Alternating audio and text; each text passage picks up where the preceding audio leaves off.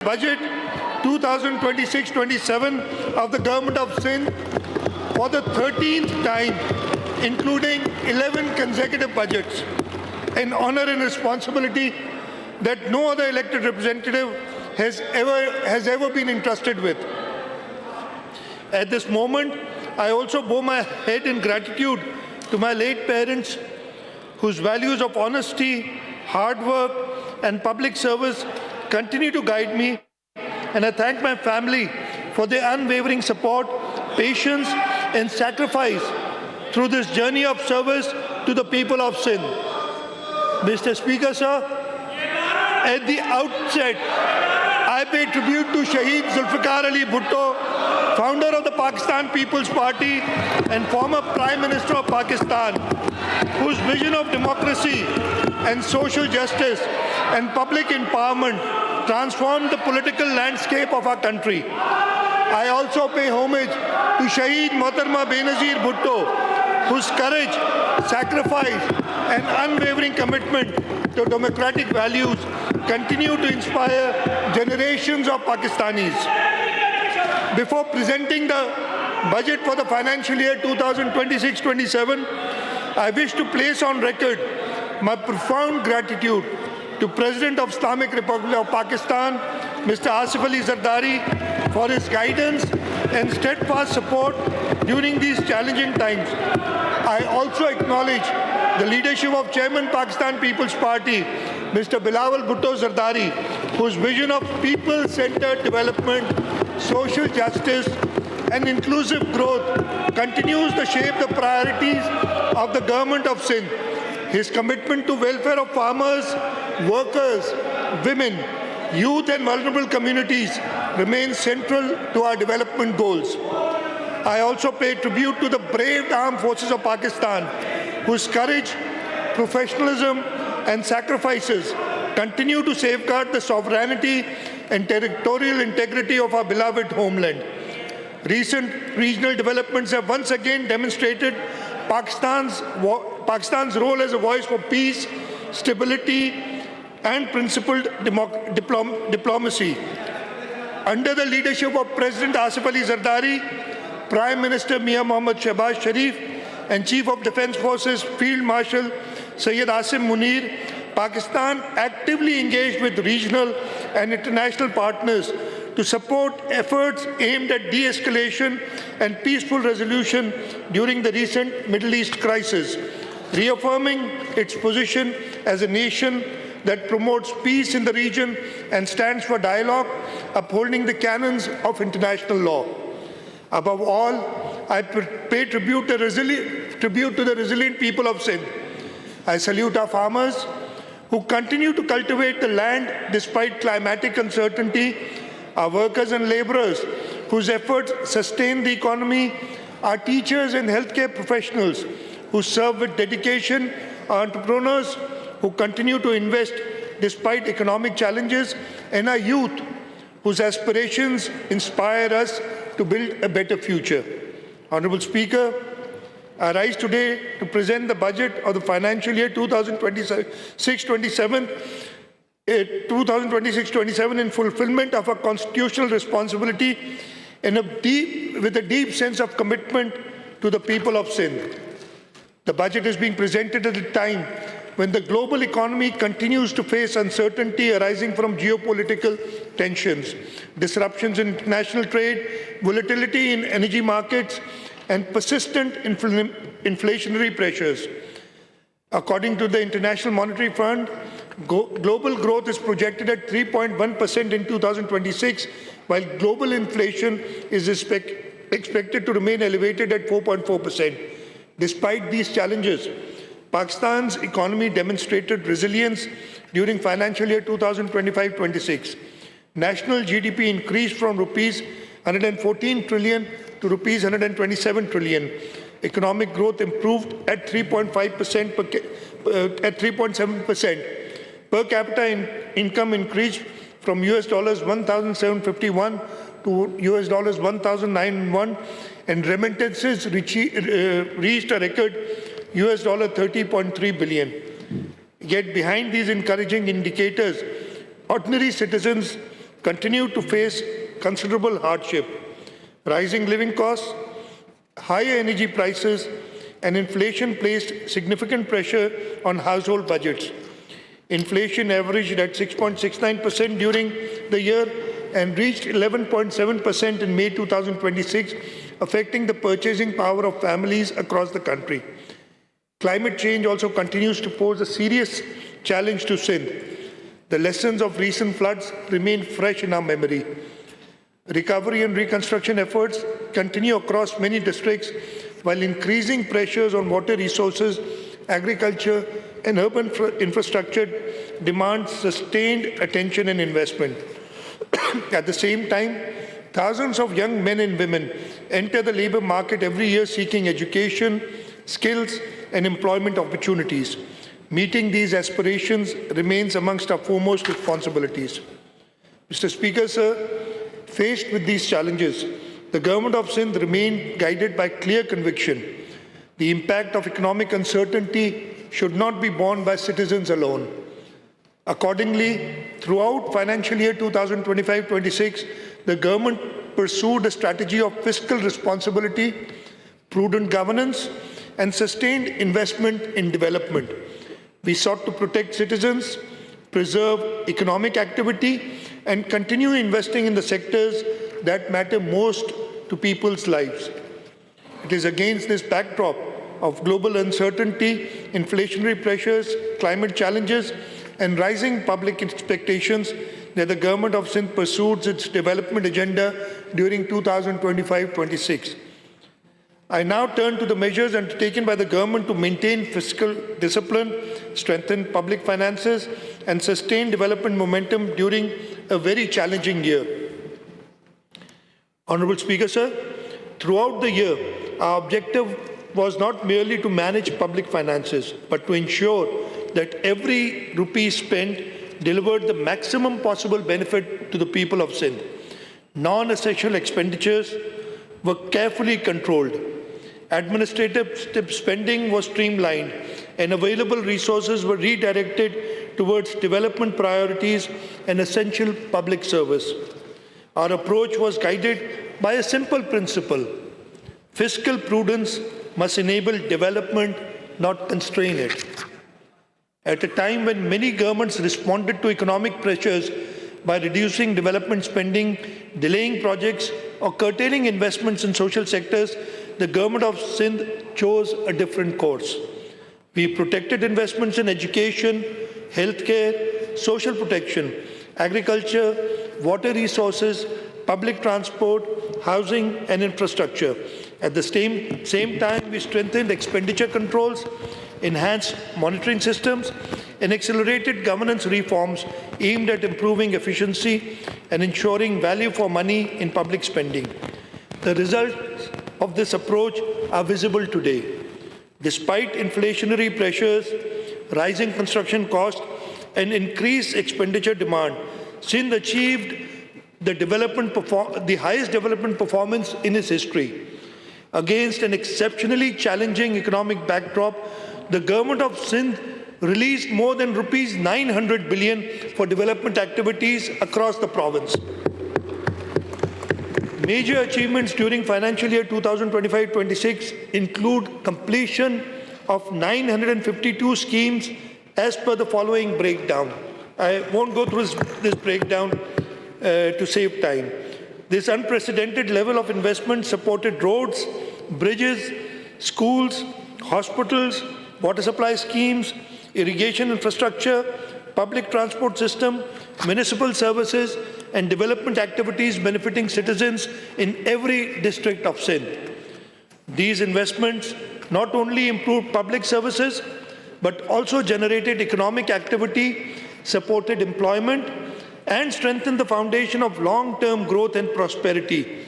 We believe responsible public finance is ultimately measured not by savings alone, but its impact on the lives of citizens. Honorable Speaker, I now turn to the measures undertaken by the Government of Sindh during 2025-26 to provide relief to citizens, protect livelihood, and support vulnerable segments of the society. Throughout financial year 2025-26, the Government of Sindh implemented a series of targeted interventions aimed at protecting livelihoods, reducing economic hardship, and supporting vulnerable segments of the society. These measures benefited farmers, workers, fishermen, transport users, traders, and households across the province. Honorable Speaker, one of the most tragic incidents during the year was the devastating fire at Gul Plaza, Karachi on 17th of January 2026. This claimed 72 precious lives and affected approximately 1,208 commercial units and businesses. Recognizing both the human tragedy and the economic devastation suffered by hundreds of families and traders, the government approved one of the largest relief and rehabilitation packages ever extended for a commercial disaster in Sindh.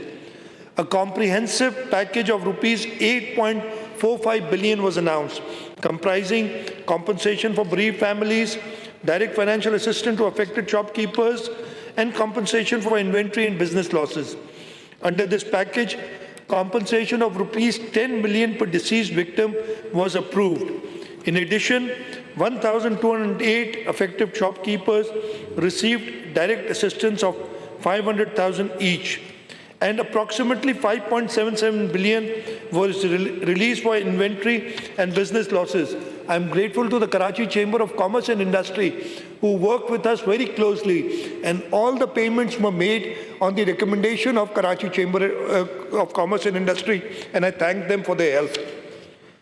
Recognizing the challenges faced by our farming community, the government launched one of the largest farmer support programs in province's history. An allocation of rupees 45 billion was made for wheat procurement and farmer support initiatives.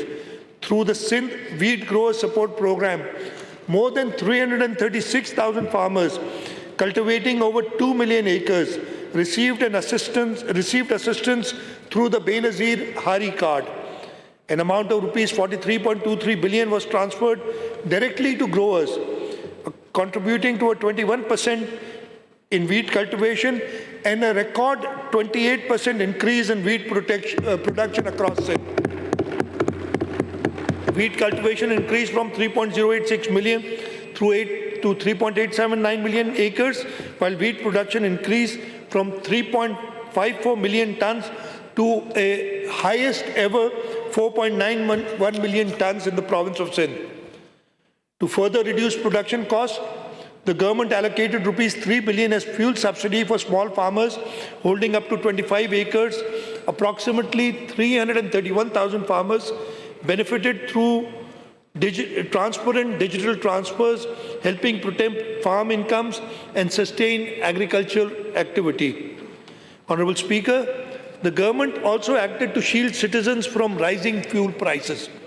Under the People's Motorcycle Fuel Subsidy Program, rupees 4 billion was released to provide direct support to motorcycle owners across Sindh. More than 660,000 beneficiaries have received assistance through a fully digital payment mechanism. Similarly, rupees 2.37 billion was released as fuel differential subsidy for public transport operators. This intervention helped maintain affordable fares and benefited millions of daily commuters throughout the province. Recognizing challenges faced by coastal communities, the government also provided rupees 515 million in fuel support for 2,819 registered small and medium fishing boats, helping sustain livelihoods and economic activity in the coastal district. Further, Sindh contributed rupees 807 million under the Pakistan Energy Relief Plan as a part of coordinated national effort to cushion citizens from rising transportation costs. Honorable Speaker, I now turn to the flagship achievements that have transformed communities, strengthened infrastructure, and laid the foundation for long-term prosperity across Sindh. These achievements represent communities restored, homes rebuilt, services expanded, jobs created, and opportunities unlocked for millions of citizens across Sindh. Sir, one of the most significant achievements of financial year 2025-26 was the government's ability to sustain development momentum despite challenging economic conditions. Sindh achieved, as I mentioned earlier, the highest development expenditure in its history, with more than rupees 900 billion invested in development projects and public infrastructure across the province. Last year, we committed to rebuilding homes and restoring dignity to families affected by the devastating floods of 2022. Today, sir, I am proud to report that Sindh People's Housing for Flood Affectees has emerged as the largest owner-driven housing reconstruction program in the world. The program has attracted international financing of approximately US $1.675 billion, reflecting the confidence of development partners in Sindh's ability to deliver large-scale projects efficiently and transparently. To date, financing for approximately 1.7 million housing units has been arranged. 1 million houses have already been completed. Of the remaining units, approximately 100,000 houses have reached the roof level, while the remainder are at various stages of construction. A major feature of the program has been the empowerment of women through property ownership. A total of 120,058 land titles have been registered in favor of eligible women beneficiaries, while more than 300,000 women have received ownership and land title documents, making the largest women-led asset transfer program in South Asia. The program has also generated substantial economic activity in rural areas, creating employment opportunities, supporting local businesses, and stimulating construction-related industry across Sindh. Mr. Speaker, sir, this program has been reviewed by all international agencies, and I'm very proud to tell you that the World Bank, the Islamic Development Bank, the Asian Development Bank have mentioned that this program is the best ever housing program that they've done anywhere around the world. And this was the brainchild of Chairman Pakistan People's Party, Bilawal Bhutto Zardari, who for the first time ever, there have been floods before, but it's the first time ever that the government is climate resilient houses for these. So this program has been acclaimed as the flagship program by all international agencies. So for next year, the allocation for the Sindh People's Housing for Flood to complete the remaining houses is rupees 100.4 billion. Building upon the reconstruction efforts, the government has launched a US $214 water, sanitation and hygiene program. The initiative will provide clean drinking water and sanitation facilities to approximately 215,000 households in 1,800 villages, benefiting more than 1 million people. In addition, design work has commenced in 200 villages under wash intervention, while physical work in 100 villages are expected to commence by the end of June 2026. So another flagship project that we've completed is the Sharai Bhutto. It's a new era in connectivity. Honorable Speaker, Karachi's continued growth depends upon modern infrastructure and efficient mobility. I am very pleased to report that Sharai Bhutto, one of the largest urban infrastructure projects in Sindh history, has now become operational.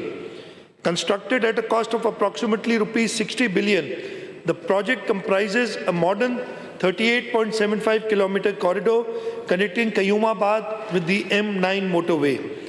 As Karachi's first major infrastructure project developed under the public-private partnership framework, it represents a landmark achievement in innovative financing and project delivery. The impact is already visible.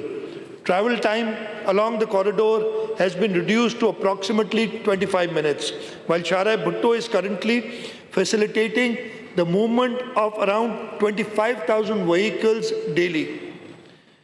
Sharai Bhutto, I'm pleased to inform the House that Sharai Bhutto is now being extended from Qayyumabad to Karachi Port. The groundbreaking ceremony this 64.2 billion rupee project was performed by Chairman Pakistan People's Party, Mr. Bilawal Bhutto Zardari, on 22nd May 2026. And just wish to tell everyone that out of the 64.2 billion, the government of Sindh's contribution as equity is only 9.3 billion. So with 9.3 billion, we will inshallah develop a project worth more than 64 billion rupees. The construction time is 30 months and the work on the project has already started. During financial year 2025-26, approximately 23 billion was committed. Some more projects in the city of Karachi I mentioned. In 25-26, approximately 23 billion were committed for major infrastructure projects being implemented through the Frontier Works organization to improve mobility and strengthen Karachi's transport network. The government also approved infrastructure projects exceeding rupees 11 billion to be executed by the Karachi Development Authority and rupees 22 billion worth of projects being implemented through the Karachi Metropolitan Corporation to improve urban infrastructure and service delivery. A major milestone was achieved through completion of the Hub Canal project at a cost of approximately rupees 12.7 billion, significantly strengthening long-term water security for Karachi and adjoining areas. This project was inaugurated by Chairman Bilawal Bhutto Zardari on 13th of August 2025. Significant progress has already been achieved under the Competitive and Livable City of Karachi program. Development works are undertaken on 151 schemes across all 25 town municipal corporations of Karachi, of which 147 schemes have already been completed. The remaining schemes are on track for completion by the end of the current month. In addition to physical infrastructure, the program delivered important governance reforms through implementation of a modern SAP-based financial and payroll management system across all local councils and Karachi Metropolitan Corporation. A landmark achievement has also been the launch of one of Pakistan's largest municipal property mapping initiative, under which approximately 4.5 million properties are being surveyed through GIS-based urban immovable property tax system. This initiative will strengthen urban planning, improve municipal revenues, and support sustainable delivery in the years ahead. Sir, now I move to talking about delivering on our commitments. Mr. Speaker, no investment yields greater return than an investment in human life. For this reason, the government of Sindh has consistently prioritized healthcare as a fundamental pillar of its development agenda, with the objective of ensuring that every citizen has access to quality healthcare services regardless of income or place of residence. I am pleased to report that substantial progress has been achieved across the healthcare sector during financial year 2025-26. Sindh today hosts some of the finest public healthcare institutions in Pakistan, serving only not the people of Sindh, but patients from across the country, or should I say, patients from across the world. The National Institute of Cardiovascular Disease continues to expand access to specialized cardiac care. During the current year, the new outpatient complex inaugurated by Chairman Bilawal Bhutto Zardari on 5th December 2025 became operational with an investment of approximately rupees 1.2 billion and is currently serving 46,230 patients every month while conducting nearly 40,500 diagnostics tests monthly. Construction of a 100-bed emergency block, a 300-capacity conference hall, and dedicated clinical trial unit has also commenced, further strengthening NICVD's position as one of the world's largest publicly funded cardiac healthcare system. Similarly, the Sindh Institute of Cardiovascular Disease continued to perform free and life-saving treatments throughout its network of 10 cardiac hospitals and 30 chest pain units across Sindh. During financial year 2025-26, SICVD provided treatment to more than 3.44 million patients and at an expenditure of approximately rupees 13.3 billion. The network performed 15,927 emergency angioplasties, 12,757 cardiac catheterization procedures, 1,914 open heart surgeries, and more than 1.49 million diagnostic procedures. The chest pain unit network alone treated almost 433,000 patients, including 9,610 emergency heart attack cases, ensuring timely interventions and thus saving thousands of lives. To further expand access, new chest pain units were established at Sangar and Dadu, while advanced cardiac intervention facilities were introduced at Sakkar, Hyderabad, and Tandu Muhammad Khan. Sir, I'll now move to the Sindh Institute of Urology and Transplantation. Sir, a major milestone was achieved through operationalization of 250-bed SIUT's Children's Hospital, which is now approximately 80% operational and has already provided more than 53,000 consultations. The government provided rupees 1 billion for this facility, which is expected to become fully operational during financial year 2026-27. At SIUT Sakkar, more than 57,000 OPT consultations, 53,000 dialysis sessions, 28,000 surgeries, and over 1.4 million laboratory tests were conducted during the year. Likewise, the Jinnah Postgraduate Medical Center continued to strengthen its position as one of Pakistan's largest tertiary care hospitals. During the current financial year, JPMC provided healthcare services to approximately 2.58 million patients, including 617,436 emergency cases, while performing 38,487 major surgeries.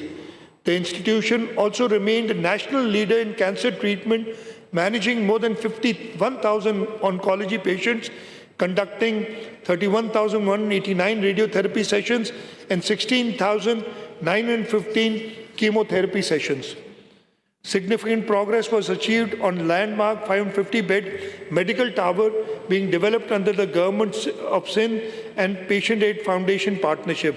Through this successful collaboration, JPMC's capacity has increased from 1,100 beds in 2011 to 2,208 beds today. Investing in children's health. Honorable Speaker, the government continued major investments in child and maternal health care throughout Sindh Institute of Child Health and Neonatology. The SICHA network expanded from 790 beds to more than 1,120 beds and now provides specialized healthcare service across 12 districts of Sindh. More than 1.2 million patients received treatment through the SICHN facility. So the Peer Abdul Qadir Shah Jilani Institute of Medical Sciences, Gambhat, continued to serve as Pakistan's premier public sector transplant institution.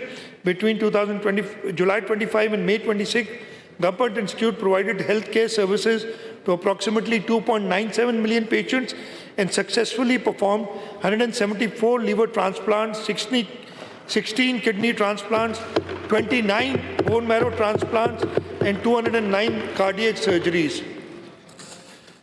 The government also continued to strengthen emergency response systems across Sindh. During the current financial year, the Sindh Integrated Emergency and Health Service expanded its fleet by 110 new ambulances, increasing the total fleet to 545 ambulances operating across the province. Honorable Speaker, sir, I now turn to another critical investment in the future of our province, strengthening education and building human capital that will drive Sindh's growth in decades ahead. Honorable Speaker, no nation can achieve lasting prosperity without investing in its people and in its youth. Education remains the most powerful instrument for social mobility, economic growth, and human development. Last year, we committed to strengthening the education sector through teachers' recruitment, restoration of schools, expansion of early childhood education, support of out-of-school children, decentralization of school finances, and greater access to higher education opportunities. One of the largest merit-based recruitment drives in Sindh history was successfully undertaking, and we recruited an additional 5,530 teachers, an additional 5,530 teachers. Recruitment is underway. The government completed 1,312 new schools during this year. Reconstruction of flood-affected schools also continued, with 606 schools rehabilitated and reconstructed, while work is in progress on another 1,860 schools. Recognizing the importance of early learning, 1,336 early childhood education classrooms were established and strengthened, benefiting more than 40,000 children. In addition, 752 teachers received specialized training and 584 early childhood teachers were recruited. I'll just skip a few pages here due to shortage of time, and I'll go to law and order. Peace and security are indispensable for economic growth, social stability, and public confidence. Recognizing this, the Government of Sindh continued to invest in modern policing, counter-terrorism capabilities, and public safety initiatives to ensure a secure environment for citizens and businesses alike. A major milestone during financial year 2025-26 was the expansion of technology-driven policing and road safety initiatives. The introduction of AI-based faceless e-ticketing system, together with expansion of the Safe City program, transformed traffic enforcement and strengthening road safety across the province. More than 1.07 million electronic tickets were issued through transparent and technology-based enforcement mechanism. Adopting a citizen-friendly approach, the government waived penalties for the first-time traffic violators to encourage compliance through awareness rather than punishment. To further strengthen the surveillance of public safety, 1,325 smart cameras equipped with facial recognition and automatic number plate recognition technologies were installed at strategic locations. In addition, 1,487 assistant sub-inspectors were recruited. Recruitment of 2,000 investigation officers was approved, and modernization work commenced on 40 model police stations across the province. So one of the most important achievements of the year was restoration of peace and security in the Kacha areas of northern Sindh through targeted anti-dacoit operations in Shikarpur, Kashmir, and Gotki, supported by an allocation of Rs 872 million. Law enforcement agencies conducted 141 encounters, eliminated 48 hardened criminals, made 140 arrests, and secured 475 voluntary surrenders. Most importantly, approximately 115,000 acres of Kacha territory was cleared from criminal influence, restoring confidence among local communities and strengthening the writ of the state. Sir, I now turn to another important commitment of this government, that is empowering persons with disabilities, promoting inclusion, and ensuring that no citizen is left behind in journey towards progress and power and prosperity. During the current financial year, significant progress was achieved in expanding rehabilitation services, strengthening inclusive education, and improving accessibility across the province. Today, the Department of Empowerment of Persons with Disabilities operates 67 special education and rehabilitation schools, 10 centers for autism rehabilitation and training, and works in partnership with 140 organizations supporting persons with disabilities.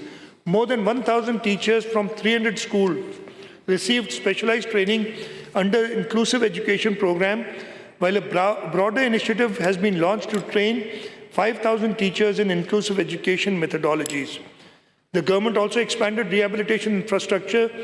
New CARTS facilities at Tando Muhammad Khan and Korangi have been completed, while the Sakhar Mega Complex and centers in Mirpur Khas, Karachi Central, and DHA Karachi are progressing. The Sindh Institute of Physical Medicine and Rehabilitation, Ladkana, has achieved approximately 90% completion, while a similar facility is being developed in Sakhar.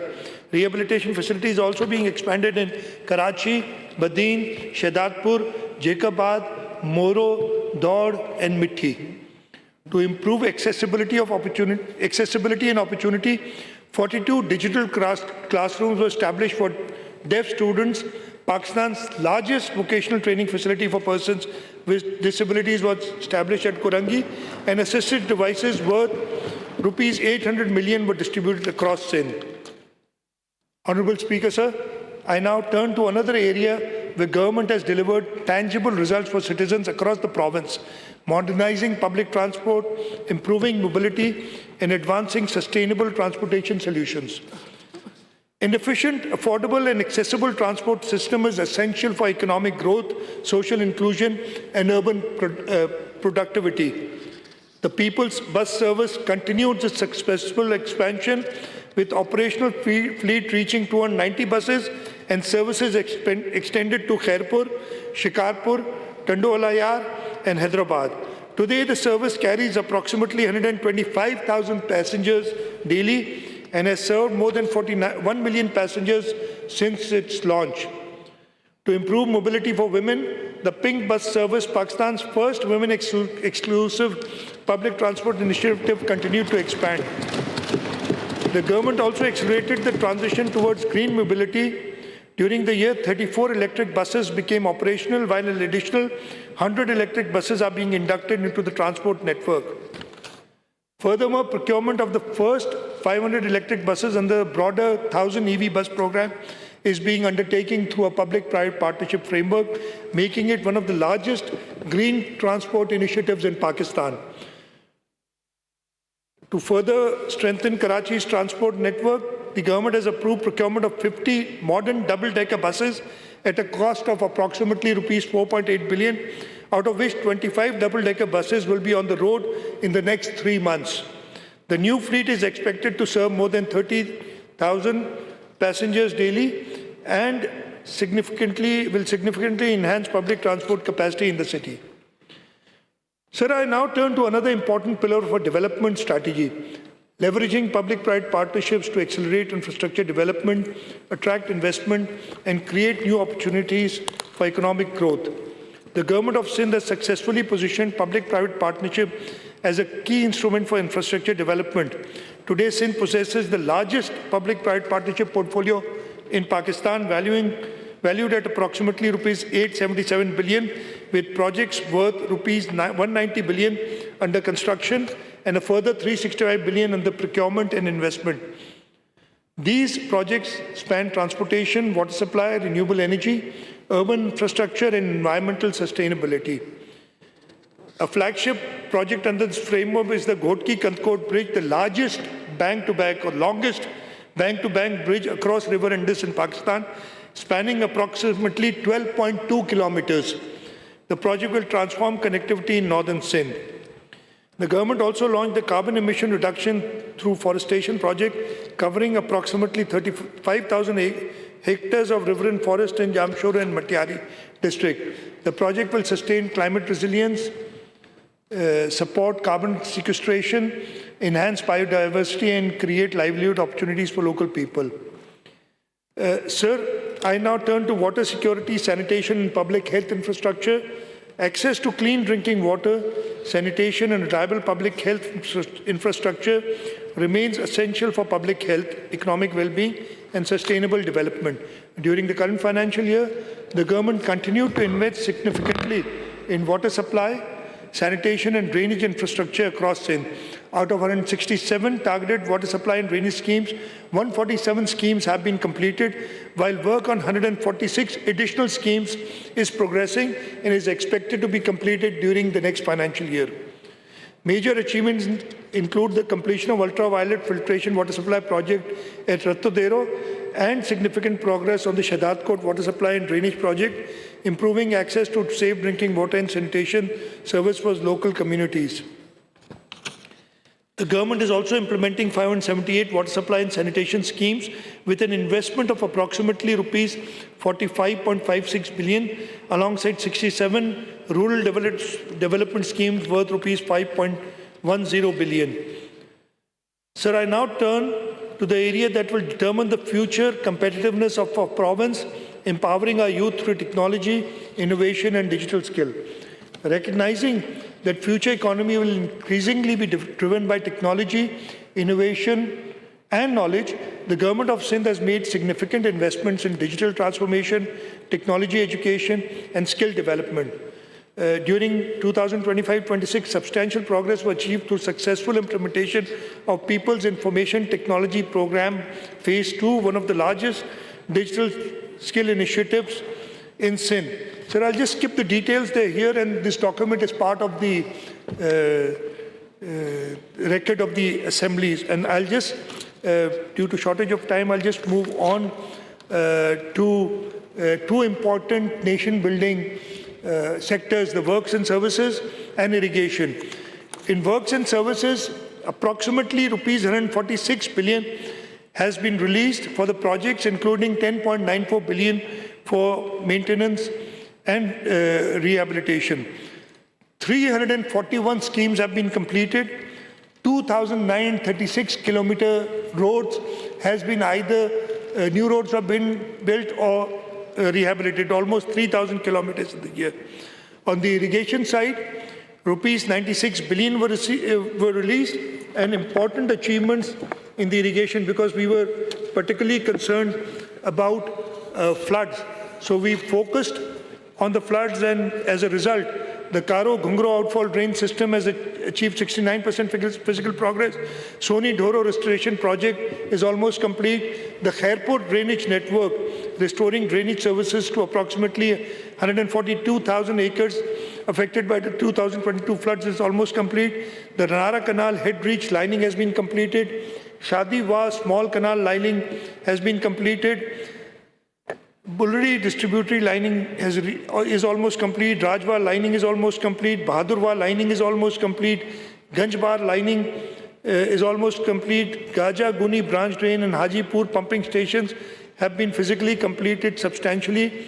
And the K4 support project, the KB feeder lining, has achieved 78% physical progress, and inshallah will be completed in this the next financial year. So now I turn to the budget strategies and priorities for financial year 2026-27. The budget for financial year 2026-27 reflects a commitment to fiscal responsibility, economic stability, and continued investment in the welfare of our people. The total budget outlay for the coming financial year is rupees 3.562 trillion, comprising current expenditure of 2.560 trillion, a development portfolio of rupees 720.39 billion, and capital expenditure of rupees 281.7 billion. Despite significant fiscal constraints and additional national obligations, we have protected allocations for education, healthcare, irrigation, public safety, local government services, and social protection. The budget has been formulated on the principles of fiscal prudence, protection of human development, infrastructure investment, and support for vulnerable sections of the society through a balanced combination of expenditure rationalization, improved resource mobilization, and targeted investments. This budget seeks to sustain economic growth, strengthen public services, enhance climate resilience, and create opportunities for future generations across Sindh.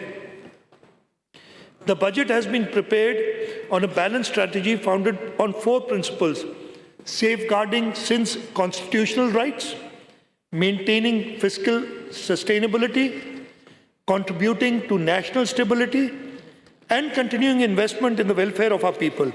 Honorable Speaker, Sindh responded positively to federal government's request for cooperation towards national strategic requirements. However, from the outset, we made it clear that any support must remain fully consistent with the Constitution, protect Sindh's rights under the NFC award, and not compromise province's development priorities, fiscal sustainability, or public service delivery obligations. Following extensive negotiations, the Government of Sindh secured a comprehensive framework of constitutional and financial safeguards through an arrangement with the federal government. The most important safeguard is the full protection of Sindh's constitutional entitlement under the 7th NFC award. This arrangement explicitly secures fiscal protection mechanism through a guaranteed federal revenue assignment base of rupees 3.35 trillion.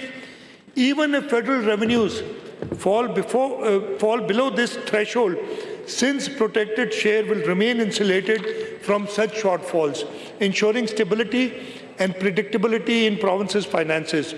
At the same time, any revenues collected above the projected federal revenue assignment of rupees 15.264 trillion will continue to be distributed under the NFC formula, ensuring that Sindh retains its full constitutional share in future revenue growth.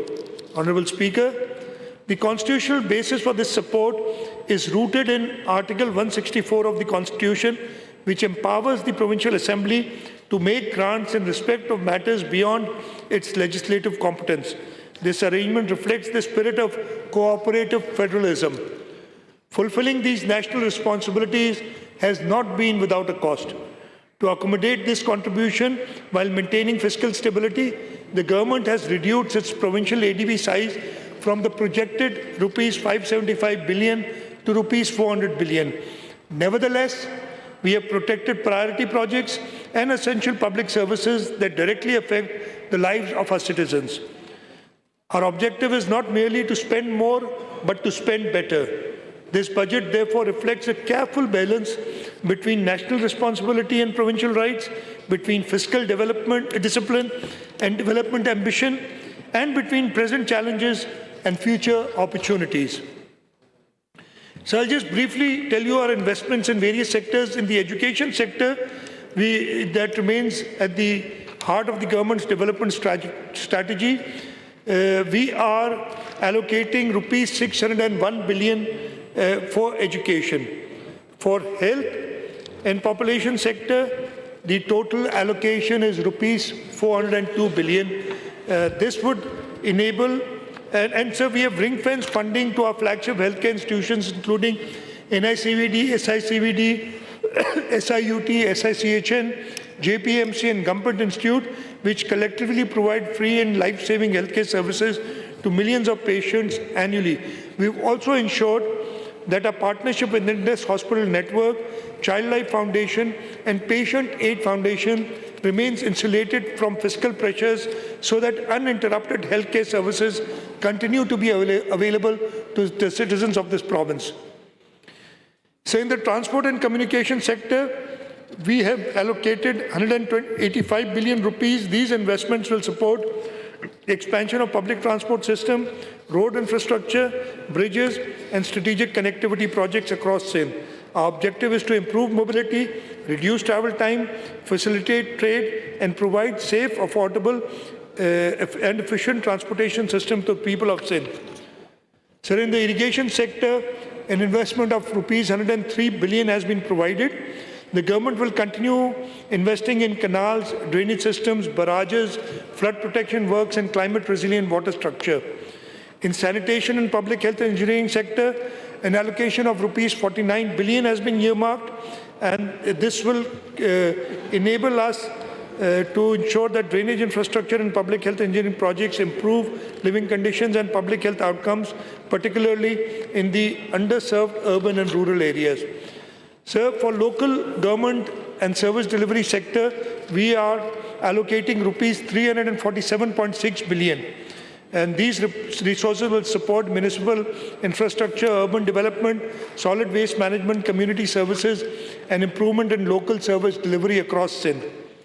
For law and order, to maintain peace and security, an amount of 222 billion rupees is being allocated. These resources will strengthen policing, public safety, counterterrorism capabilities, safe city initiatives, and modern law enforcement infrastructure to ensure the protection of lives and property across the province. An amount of rupees 72.8 billion has been allocated for the agriculture, livestock and fisheries sector, which remain a priority for us. For energy, climate and environmental sector, rupees 84 billion has been earmarked. For minorities and women development sector, rupees 3.5 billion has been provided, and these allocations have been ring-fenced and protected from expenditure rationalization measures. The government remains committed to empowering women, promoting gender equality, supporting economic participation, and ensuring that minority communities continue to receive the support and opportunities they deserve as equal citizens of Pakistan. For persons with disabilities, an investment of rupees 22.8 billion is earmarked.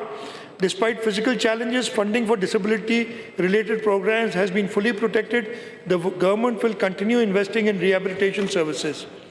For the social protection sector, an amount of rupees 26.4 billion has been earmarked. Honorable Speaker, the budget 2026-27 is therefore not merely a program of expenditures. It is carefully prioritized investment strategy designed to protect human development, strengthen infrastructure, improve connectivity, enhance water security, promote economic growth, and create opportunities for future generations. Every rupee has been directed towards projects that deliver the highest social and economic return for the people of Sindh. Honorable Speaker, sir, having outlined our strategy for the year ahead, I now turn to a series of transformational initiatives that will shape the next phase of Sindh's development and create new opportunities for investment, employment, and prosperity. And so I would like to mention that these initiatives were done under the guidance of Chairman Pakistan People's Party, Mr. Bilawal Bhutto Zardari, and President of Pakistan, Mr. Asif Ali Zardari. And when I talk about them, you will know where we are going to. From our normal day-to-day development work, we are now thinking big, and we are thinking international, and I'll come to that now. Sir, our previous achievements in public-private partnership provide a strong foundation for the future. Today, we stand at the threshold of a new phase of development, one that seeks not only to address current challenges, but also to unlock the immense economic potential of Sindh. Every generation is presented with a defining opportunity that shapes its economic destiny for decades to come. And I believe, sir, that moment for the province of Sindh is now. The government of Sindh believes that the time has come, but to lay foundations of a new economic future. The initiatives that I am about to announce are therefore not conventional development schemes. They are long-term strategic investments designed to transform Sindh into a globally connected hub of trade, finance, technology, energy, and sustainable growth. So the government of Sindh, through its pioneering public-private partnership framework, established one of the most dynamic and successful PPP portfolios in the region, spanning critical sectors for the economy and infrastructure. Through sustained commitment to innovation, transparency, and private sector participation, Sindh has emerged as a leading PPP jurisdiction, earning both national and international recognition. The global standing of Sindh's public-private partnership program is reflected in recognition by the 10th United Nations Economic Commission for Europe for PPP forums, which published case studies on 4 PPP projects undertaken by the government of Sindh. During the year, the internationally renowned publication, The Asset, conferred the prestigious PPP Deal of the Year award on the Sindh Riverine Forestation Project, further demonstrating the quality, innovation, and global relevance of Sindh's PPP initiative. Earlier, The Economist ranked Sindh's PPP project the 6th best PPP program in Asia, a distinction that continues to underscore the province's leadership in innovative infrastructure financing and public delivery. The Sindh's public-private partnership program has been acknowledged by the Federal Finance Minister as a trailblazer in PPP development and received appreciation from the Prime Minister of Pakistan. The success of Sindh's PPP framework has received recognition at both national and international level. Most recently, during the National Economic Council meeting held on the 10th of June 2026, the achievements of the Government of Sindh's PPP unit were formally appreciated by the National Economic Council, and the Government of Sindh was requested to share its experience and provide guidance to other provinces to accelerate implementation of PPP projects across Pakistan. This recognition reflects Sindh's leadership in infrastructure development, innovative financing, and efficient project delivery. Mr. Speaker, sir, building on this strong foundation, the Government of Sindh is now embarking upon the next phase of PPP's journey. The focus is no longer merely on expanding the portfolio.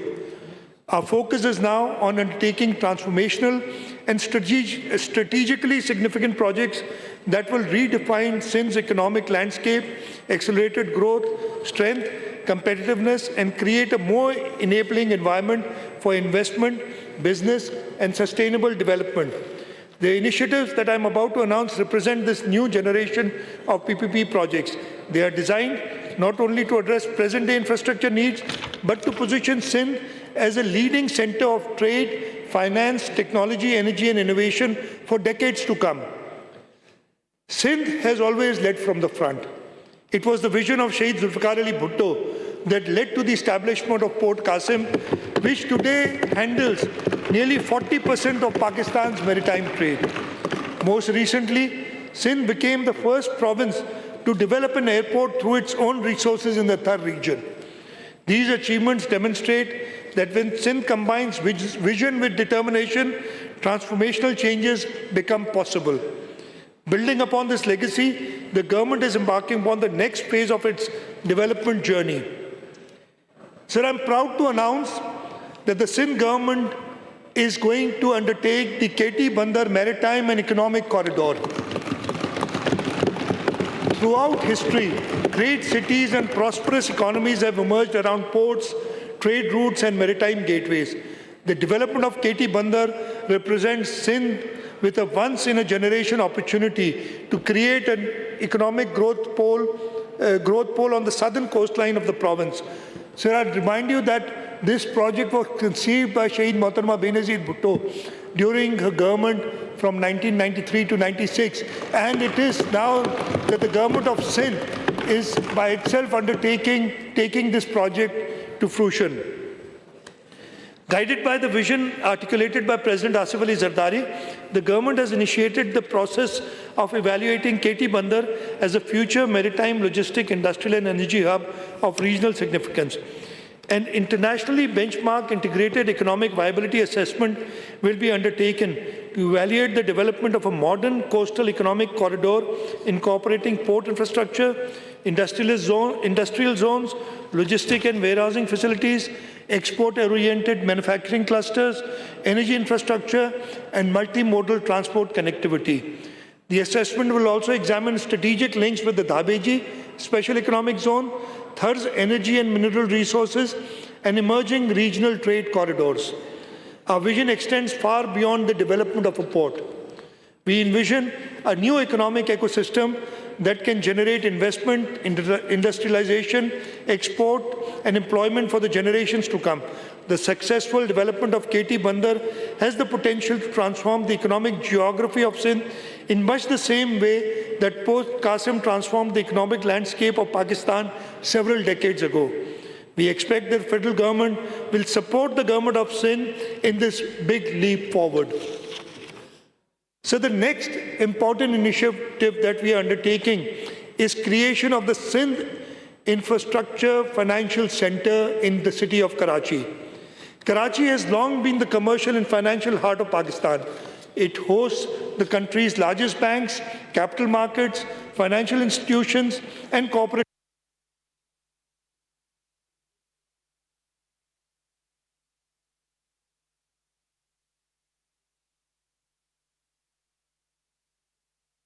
possesses all the ingredients necessary to emerge as a leading regional financial center. Building upon this historic strength and leveraging Sindh's internationally recognized expertise in developing innovative public-private partnership projects, I am pleased to announce that the Government of Sindh has initiated the process for establishing the Sindh International Financial Center as a world-class platform for investment, finance, innovation, and dispute resolution. The government envisions this center as a modern financial ecosystem that will facilitate domestic and international investment, strengthen investor confidence, and support the mobilization of capital for infrastructure, energy, housing, technology, climate resilience, and industrial development. During the coming year, the government will undertake the necessary legal, regulatory and institutional groundwork for the establishment of the centre in consultation with national and international stakeholders, financial institutions, investors and development partners. Here again, I seek the support of the federal government, as without their support, this would not be possible. We would take the initiative, we will do the groundwork, we only need their support to, inshallah, construct this Sindh Investment Financial Centre in Karachi. The proposed centre will seek to position Karachi as an initiative, will also explore the establishment of modern commercial courts, international arbitration and mediation facilities, and investor-friendly regulatory frameworks aimed at ensuring speedy dispute resolution, greater certainty in commercial transaction, and enhanced investor confidence. Through the centre, the government aims to attract global capital, create employment opportunities, strengthen Karachi's competitiveness, and reinforce its role as a gateway for investment and economic growth in Pakistan and the wider region. For the successful establishment of this strategic investment, the government will work closely with the federal government and the wider region. For the successful establishment of this strategic investment, the government will work closely with the federal government and relevant national institutions to develop an enabling legal, regulatory and investment framework. This will include streamlined investor onboarding, facilitation of visas and licensing, efficient regulatory approvals, competitive investment incentives, and mechanisms to facilitate cross-border capital flows. 3 potential sites within Karachi's commercial corridors have already been identified, and we are working at finalizing the site. To translate this vision to reality, funds have been earmarked in the budget for preparation of an internationally bankable feasibility study and implementation framework. So this Sindh International Financial Centre is not merely a real estate or an infrastructure project. It is a strategic initiative to position Karachi amongst the emerging financial centres of the region, attract global investment, deepen financial markets, and create new opportunities for future generations. It represents our ambition to connect Sindh with global markets, global innovation, and global opportunity. And this opportunity exists right now because of the Middle East crisis. The KT Bandar Port and the Sindh Investment Financial Centre are bound to succeed if we are able to do it right. The next economic transformation will be driven not by traditional industry alone. Sir, I go to the next major initiative, which is the Sindh Green Data Infrastructure Initiative. So the next great economic transformation will be driven not by traditional industries alone, but by data, artificial intelligence, cloud computing and digital infrastructure. Power the modern economy. The demand for computing power, digital storage, artificial intelligence applications and cloud services is growing at an unprecedented pace. Sindh is uniquely positioned to capitalize on this opportunity. Our province possesses some of the most attractive renewable energy resources in the region, with solar irradiation levels ranging from approximately 5.5 to 6.5 kilowatt-hour per square meter per day. Areas around Karachi and Hyderabad offer immense potential for solar energy generation, while the Jampir Wind Corridor has already established itself as one of South Asia's most promising wind energy zones.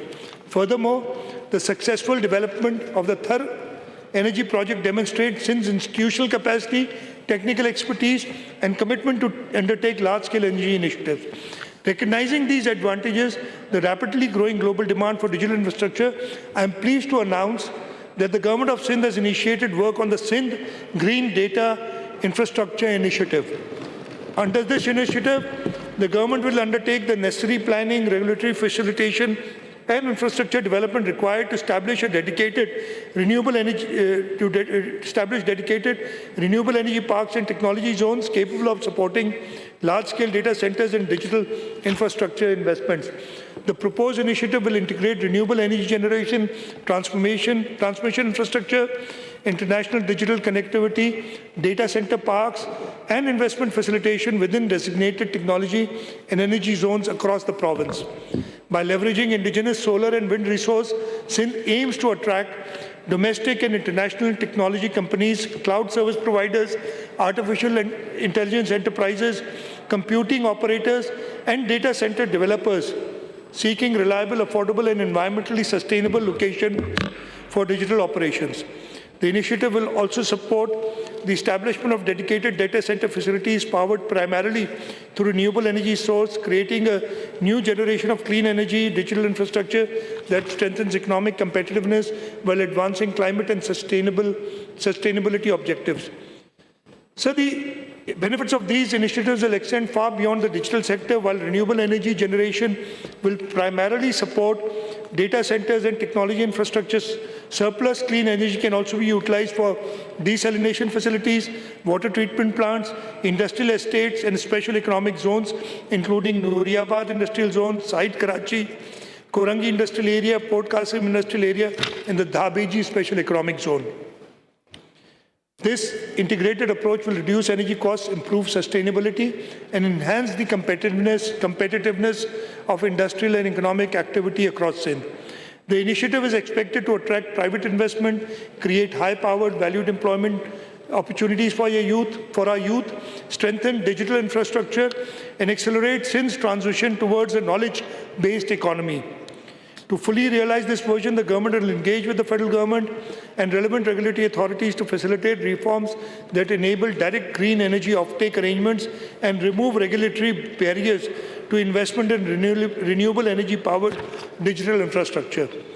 Sir, regarding energy security, renewable transition and solar empowerment, we also have a few new initiatives. Energy has always been the foundation of economic growth and human development. For many years, Pakistan has faced severe energy shortages that constrained industrial growth, discouraged investment, and imposed hardship on ordinary citizens. At this critical juncture, the government of Sindh took a bold visionary decision to unlock the vast coal reserves of Thar. Through successful developments, the Sindh Agro Coal Mining Company and the broader Thar coal projects, Sindh transformed the dormant natural resource into a strategic national asset. Today, Thar coal is contributing thousands of megawatts of affordable energy to the national grid, strengthening Pakistan's energy security and reducing dependence on imported fuels. Building upon this success, the government is now undertaking another major initiative to the development of rail-linked transportation of Thar coal, which will further improve efficiency, reduce logistic costs, and support future industrial development. We are undertaking this project in collaboration with the federal government. Honorable Speaker, while coal helped Pakistan address immediate energy needs and strengthen national energy security, the future belongs to cleaner and more sustainable sources of energy. Fortunately, Sindh is blessed with some of the most abundant renewable energy resource in the region. The province possesses world-class solar potential and is home to the Jampir Wind Corridor, one of the largest wind energy corridors in South Asia. Having successfully harnessed the power of Thar, the government is now embarking upon the next phase of Sindh's energy journey by unlocking its vast solar and wind potential.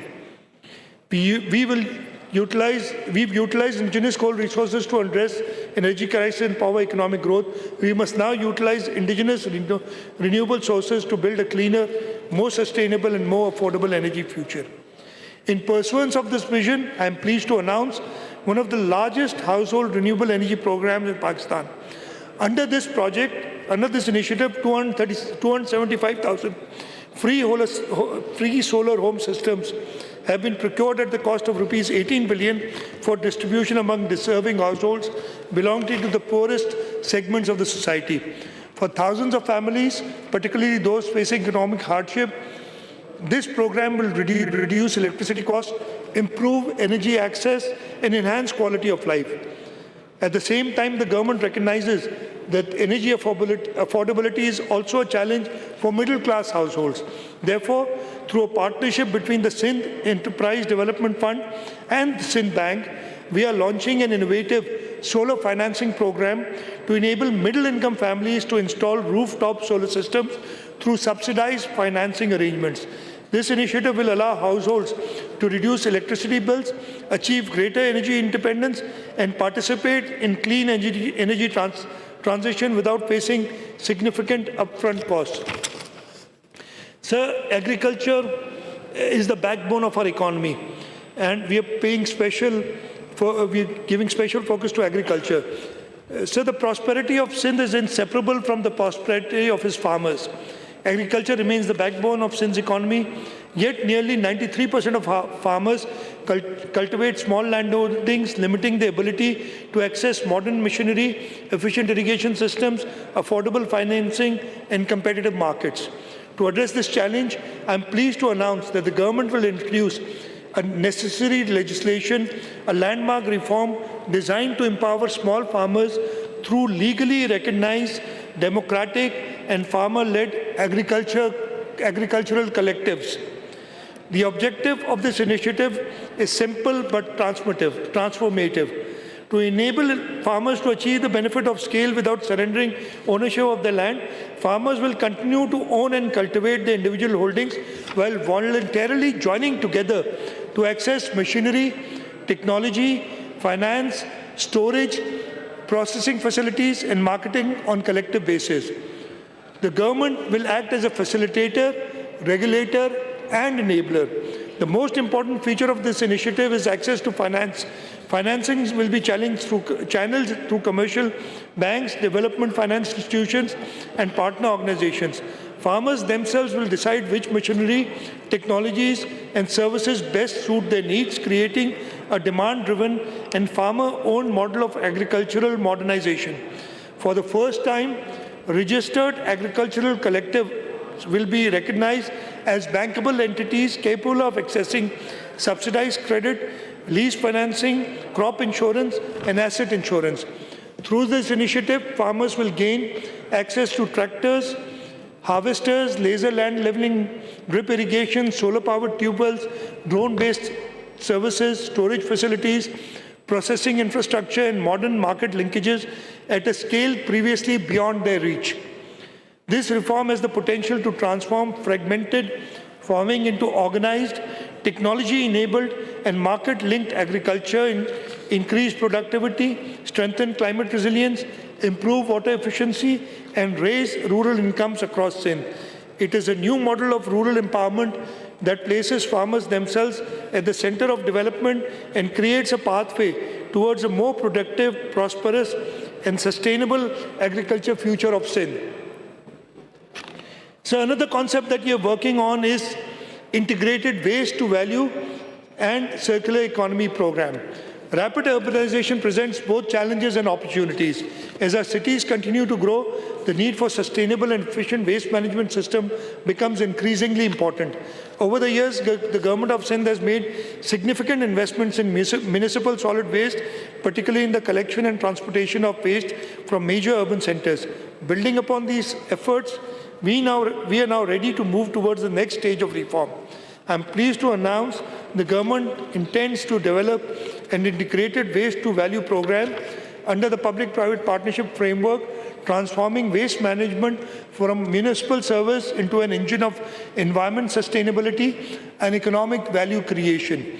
The proposed initiative will move beyond conventional waste collection and disposal by focusing on scientific processing, treatment and recovery of value from municipal solid waste. This will include the production of refuse-derived fuels, recycling of recoverable materials, and other waste-to-resource initiatives capable of generating economic returns while reducing environmental impacts.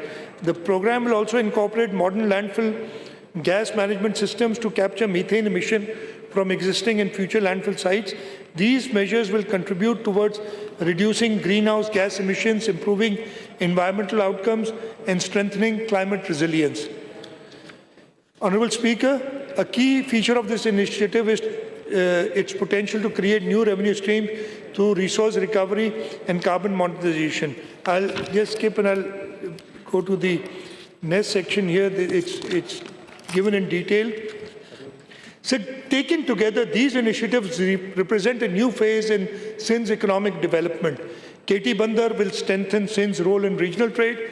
The Sindh International Financial Centre will connect Sindh to global capitals.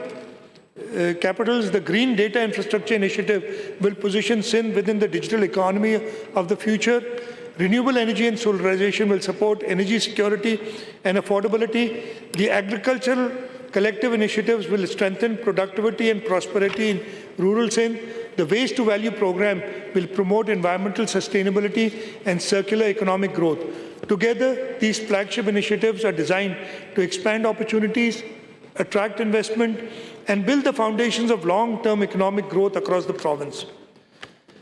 Sir, we are always aware of protecting the most vulnerable, our pro-poor and social protection initiatives.